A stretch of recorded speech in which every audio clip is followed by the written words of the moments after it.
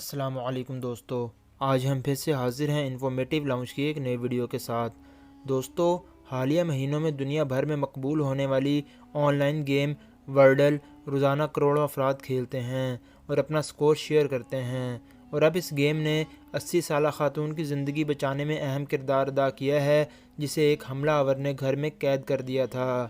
جی ہاں، واقعی اس گیم کی وجہ سے 80 سالہ خاتون کو بچا لیا گیا، جو گھر کے تہہ خانے میں 20 گھنٹے سے قید تھی۔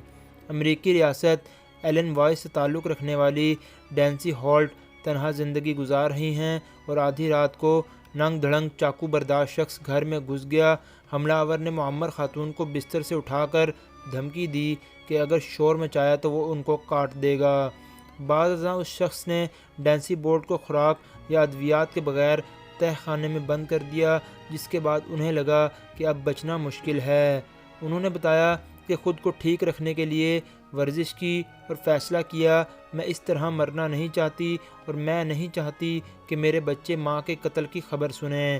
ان کو تو کوئی راستہ مل نہیں سکا، مگر ورڈل گیم کے لیے ان کے اشتیاق اور جوش و خروش نے ضرور انہیں بچا لیا۔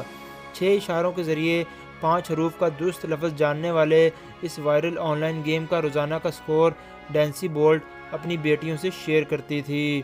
یہی وجہ ہے کہ ماں کے گھر سے ہزاروں میل دور ان کی دونوں بیٹیوں میں سے بڑی بیٹی جھنجھلاہٹ کا شکار ہوئی کہ ماں نے روزانہ کی ورڈل سکور ٹیکسٹ نہیں کی۔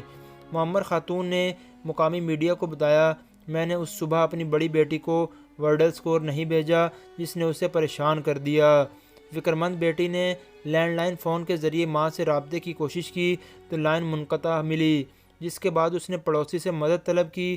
پڑوسی نے دروازہ کھٹکھٹایا مگر کوئی جواب نہیں ملا، حالانکہ معمر خاتون کی گاڑی وہاں موجود تھی جس پر اس نے پولیس سے رابطہ کیا۔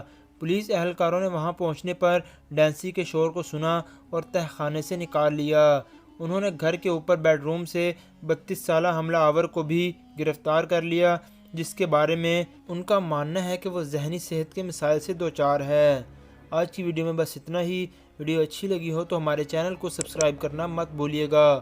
بہت جلد حاضر ہوں گے ایک نئی ویڈیو کے ساتھ۔ اپنا بہت خیال رکھیے گا۔ اللہ حافظ۔